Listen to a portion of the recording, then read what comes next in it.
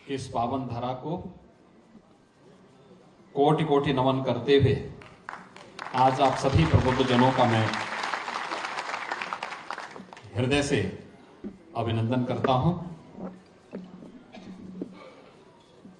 मंच पर उपस्थित दुग्धेश्वर नाथ पीठ के श्री महंत स्वामी नारायण गिरी जी महाराज, भारतीय जनता पार्टी के क्षेत्रीय अध्यक्ष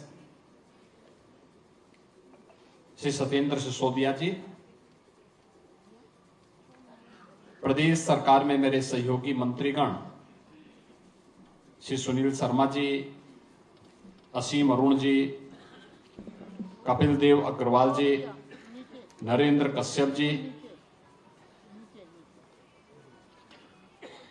आप सबके लोकप्रिय प्रत्याशी, लोकप्रिय विधायक श्री अतुल गर्ग जी,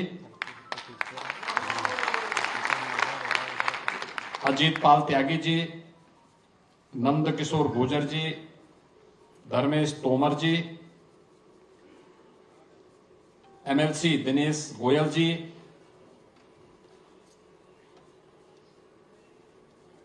राज्यसभा के माननीय सांसद श्री अनिल अग्रवाल जी, महापौर श्रीमती सुनीता दयाल जी,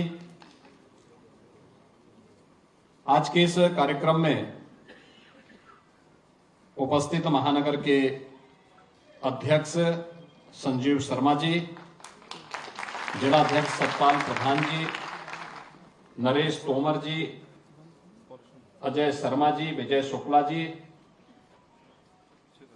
और समाज का ये सभी नेतृत्व वर्ग जो अलग अलग क्षेत्र को, अलग अलग सेक्टर को प्रतिनिधित्व करता है, उपस्थित बहनों और भाइयों, मैं आज प्रातः काल से ही चला हूं। गोरखपुर से आगरा, आगरा से मथुरा, मथुरा से मेरठ और मेरठ से अब गाजियाबाद में आया हूं और मुझे अच्छा लगा आपने जिस उत्साह के साथ मेरा स्वागत किया। पिछले लगभग 2 घंटे से आप सब अपनी व्यस्तता में से समय निकाल करके आज यहां पर आए हैं, लोकतंत्र के इस उत्सव में सहभागी बनने के लिए उपस्थित हुए हैं। मैं सचमुच आपका हृदय से अभिनंदन करता हूं, आपका स्वागत करता हूं। आपने आज के लिए जो समय निकाला है, ऐसा ही समय मतदान के दिन भी निकालना है और यही अपील करने के लिए मैं आया हूं। न केवल निकालना है बल्कि औरों को प्रेरित भी करना है, क्योंकि लोकतंत्र के प्रति हमारी ये सबसे बड़ी निष्ठा होगी और लोकतंत्र के प्रति हमारी सबसे बड़ी प्रतिबद्धता का एक प्रमाण भी होगा। आपका ये वोट कितना कीमती हो सकता है, ये आपने कल और परसों महसूस किया होगा। हमें से जितने लोग हैं ना, वे बचपन में और बचपन से इस गाने को सुनते रहे होंगे। होली के अवसर पर होली खेले रघुबीरा अवध में, होली खेले, सुनते रहे होंगे ना। लेकिन क्या सचमुच पिछले 500 वर्षों से रामलला ने होली खेली थी क्या अवध में? आपके एक वोट ने वो साबित कर दिया कि नहीं, रामलला अपने अवध में होली खेली।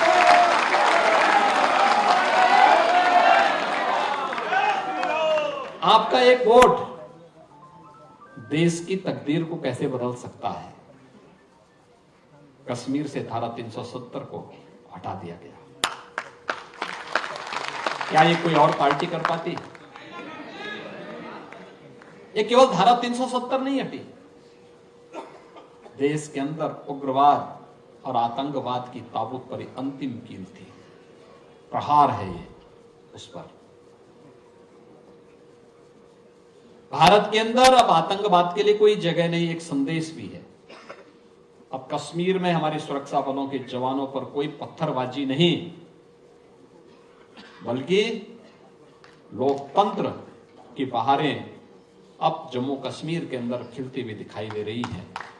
जम्मू कश्मीर विशेष भारत का हिस्सा उसी प्रकार से है जैसे देश का कोई अन्य भाग है, पूर्वोत्तर के राज्यों में उग्रवाद नहीं है, एक वोट ने पूरे पूर्वोत्तर भारत को अपने साथ जोड़ दिया है।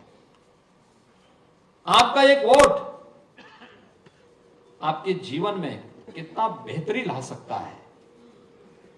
ईज ऑफ लिविंग की बात करते हैं, हमारा जो प्रबुद्ध वर्ग है ना, ये सब हमेशा इस बात की करता था, जीवन की सुगमता कैसे होनी चाहिए, उसमें सुरक्षा हो, बेहतर वातावरण हो, अच्छी कनेक्टिविटी हो, स्वास्थ्य के लिए, शिक्षा के लिए उस प्रकार के अवसर हो, व्यापार के लिए अनुकूल माहौल हो। क्या सचमुच 2014 के पहले देश के अंदर और 2017 के पहले क्या उत्तर प्रदेश के अंदर इस प्रकार का माहौल था? क्या नहीं था। यही गाजियाबाद है। 1998 से मैं सांसद था। गाजियाबाद आने में हम लोग एक बार हिचकते थे, दो कारणों से। एक, गाजियाबाद अपराध के लिए, और दूसरा गाजियाबाद गंदगी के लिए। ये दो के लिए बहुत वैसा था, किस प्रकार की अव्यवस्था थी। और आज गाजियाबाद स्मार्ट सिटी में नंबर बनाता है। गाजियाबाद पुलिस कमिश्नरेट का, पुलिस रिफॉर्म का सबसे अच्छा उदाहरण बनता जा रहा है। एक गाजियाबाद की पहचान बन गई, सुरक्षा का बेहतर माहौल। अभी मैं यहां पे रियल एस्टेट से जुड़े हुए लोगों का परिचय ले रहा था। यानी वर्षों से जिन लोगों को मकान नहीं मिल पाए थे, आज गाजियाबाद में संभव हो पाया है कि उन बायर्स को बिल्डर समय पे मकान दे रहे हैं और बेहतर तरीके से दे रहे हैं। क्या चेहरे पे चमक है उन लोगों की, जिन लोगों को वर्षों के बाद अपना आवास मिला है। ये केवल बिल्डर की गलती नहीं थी, सरकार की अकर्मण्यता भी थी, जो निर्णय नहीं ले पा रही थी। सरकार ने निर्णय लेना प्रारंभ किया, एक साथ दोनों के साथ संवाद बनवाया। आज परिणाम क्या है? बिल्डर बायर की समस्या का समाधान अंतिम निष्कर्ष पर पहुंच रहा है। लाखों लोगों को उसका आवास मिल रहा है। लाखों लोगों का मतलब, लाखों परिवारों का मतलब, लाखों लोग उससे लाभान्वित होंगे। उनका ईज ऑफ लिविंग उनके लिए वही है, एक आवास, सिर ढकने के लिए। अब किराए पे नहीं रहना पड़ेगा, अपने स्वयं के मकान पर रहना पड़ेगा, एक स्वावलंबन का माहौल उसके घर के लिए। यह अवसर कैसे? एक वोट ने बदला है। पहले दंगे होते थे, आज दंगा नहीं है। दंगों के कारण कर्फ्यू लगता था, आज कर्फ्यू नहीं है। आज तो कावड़ यात्रा निकल रही शानदार तरीके से। पहले कावड़ यात्रा इसलिए नहीं निकलती थी कि कुछ लोगों को कष्ट होगा, कुछ लोगों को कष्ट होगा। हमने कहा कि भी देखो, हम किसी को कष्ट पहुंचाने के लिए नहीं आए हैं, हम तो समाज को संतुष्ट करने के लिए आए हैं। और समाज की संतुष्टि यह है कि आस्था का सम्मान होना चाहिए, भारत की सनातन आस्था का सम्मान होना चाहिए। और आस्था का सम्मान कावड़ यात्रा से होगी।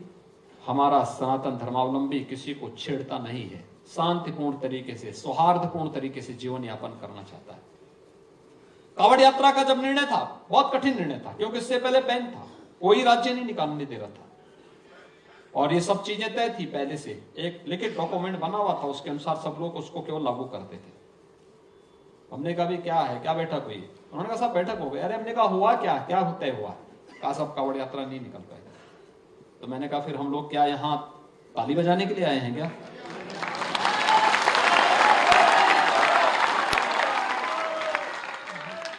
हम यहाँ भजन गाने के लिए नहीं आए हैं। भजन गाने के लिए हमारा मठ है, हमें जब गाना होगा मठ में जाएंगे। शासन में आए हैं तो शासन दमदार तरीके से चलेगा और उस दमदार तरीके से चलाना सिखाएंगे। जिसको काम करना होगा हमारे साथ काम करेगा, जिसको काम नहीं करना होगा वो छुट्टी लिख के दे, मैं भी सैंक्शन करता हूं, जीवन भर के लिए छुट्टी कर दूंगा। लेकिन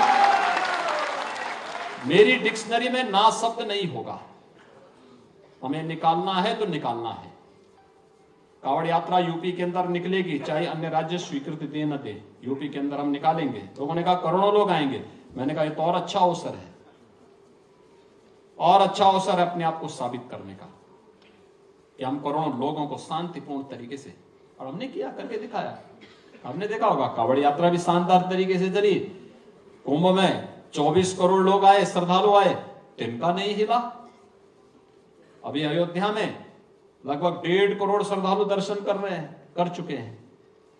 कितना शांतिपूर्ण तरीके से दर्शन चल रहा है।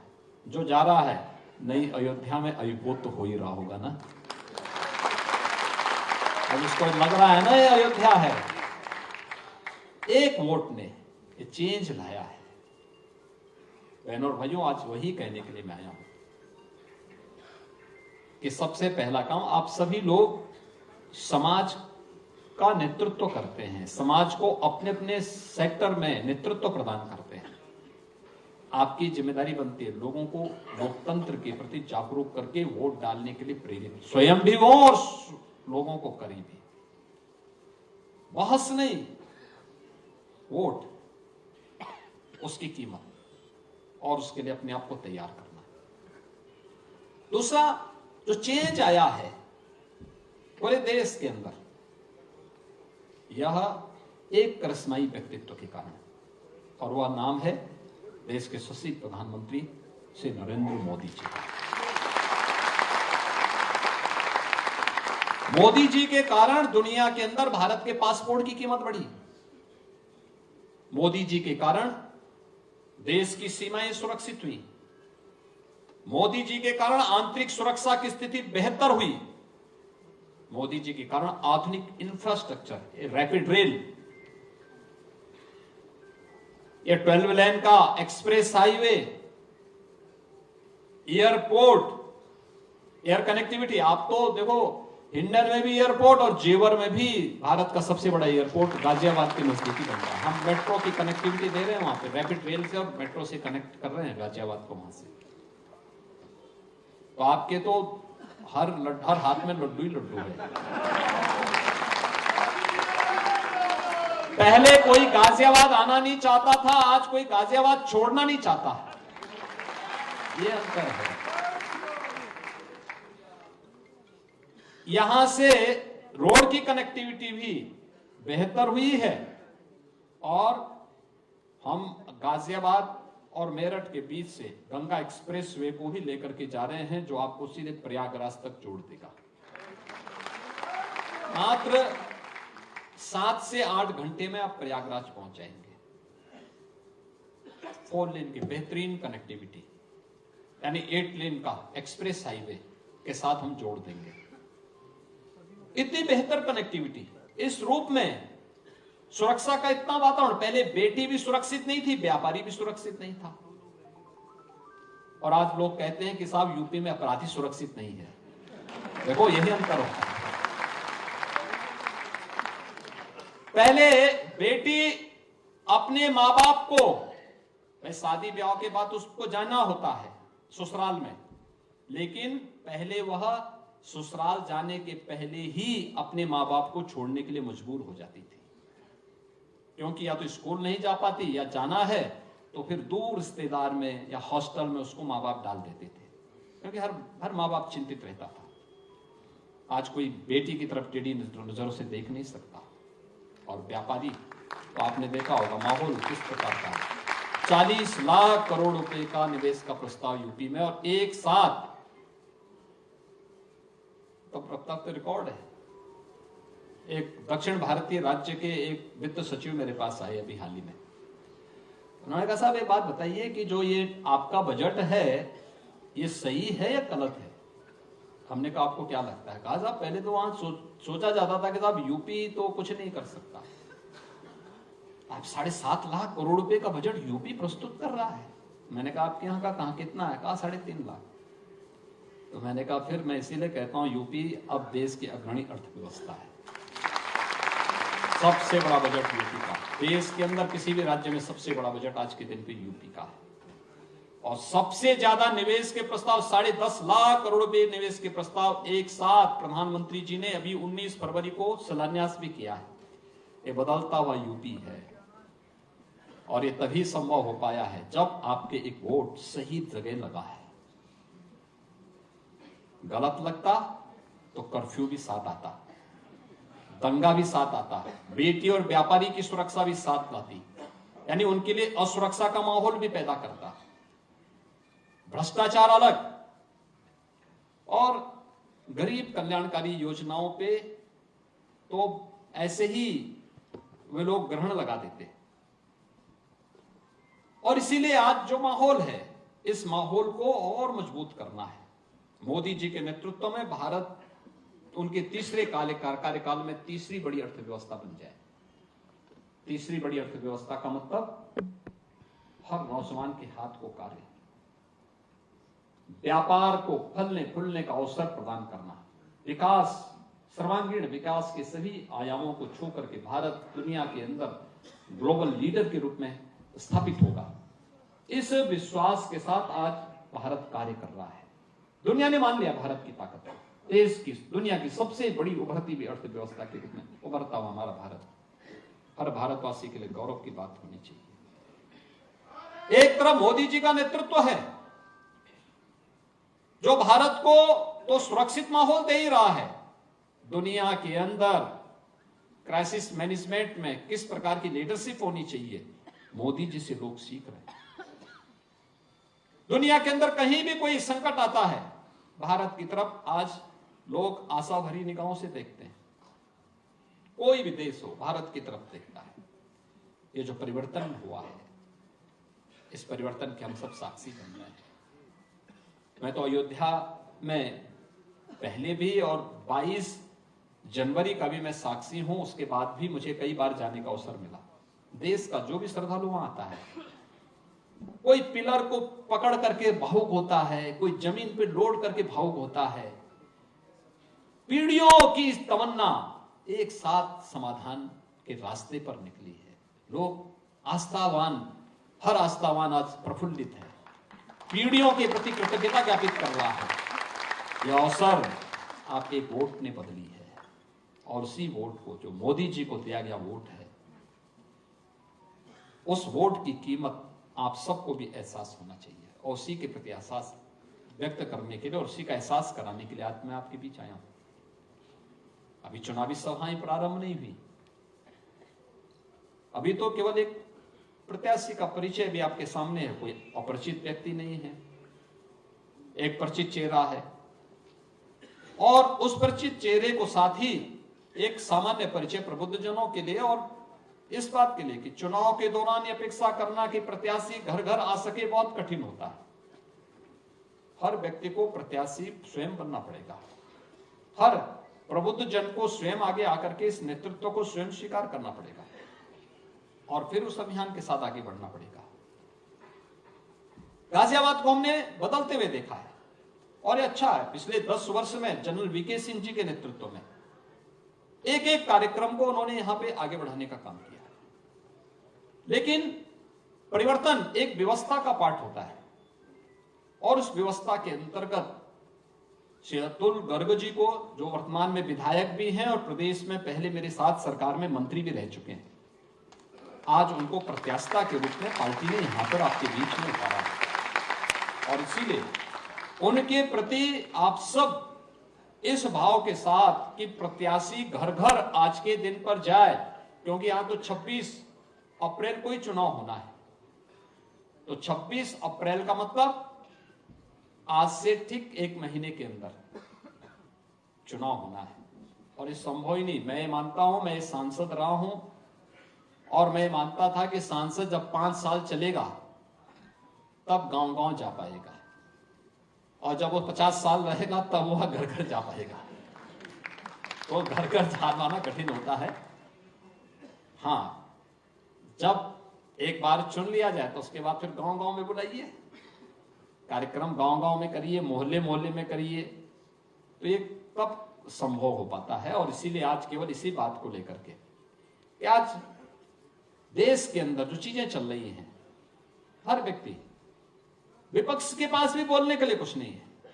पहला चुनाव है जिसके परिणाम के बारे में हर व्यक्ति पहले से आसामित है। 18वीं लोकसभा और 18वीं लोकसभा के लिए होने वाले चुनाव के प्रति पहले से ही तय है।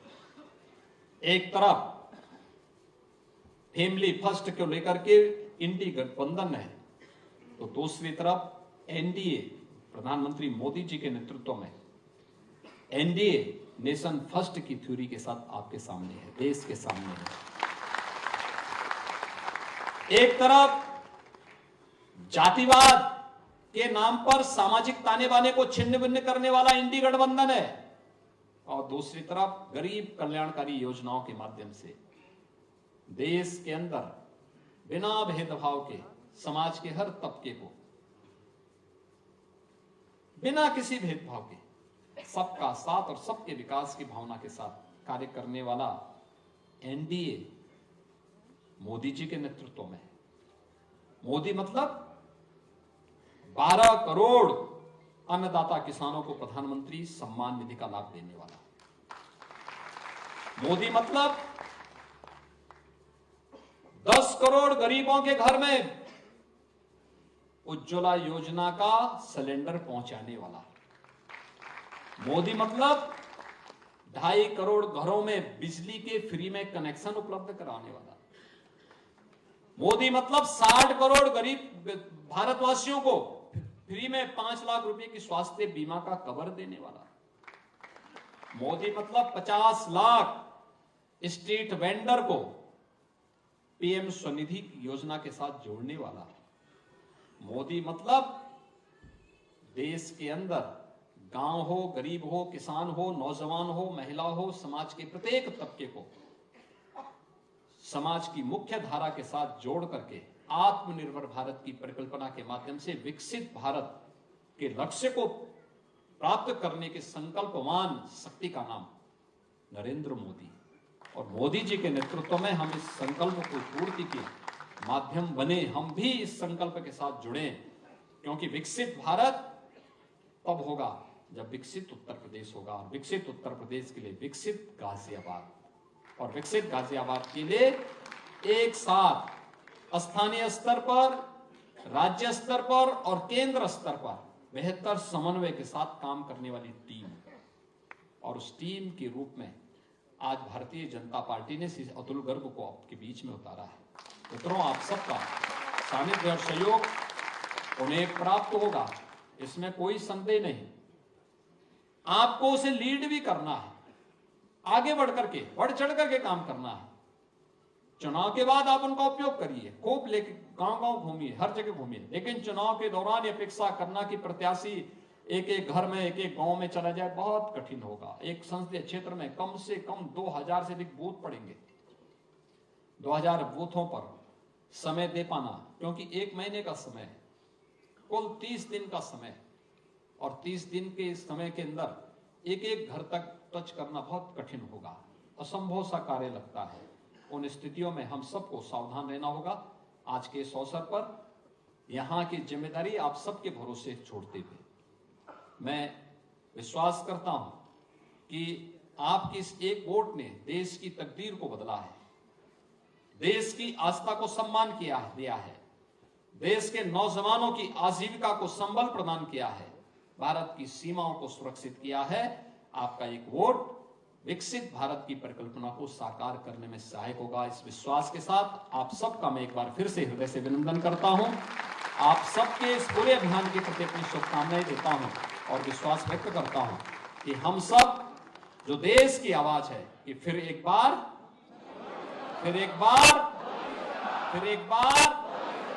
अब की बार इसको प्राप्त करने में सफल होंगे। आप सबके प्रति मेरी शुभकामनाएं। धन्यवाद। जय हिंद। बहुत धन्यवाद। एक बार बैठ जाएंगे भैया, सब लोग बैठ जाएंगे। मैं एक बार महाराज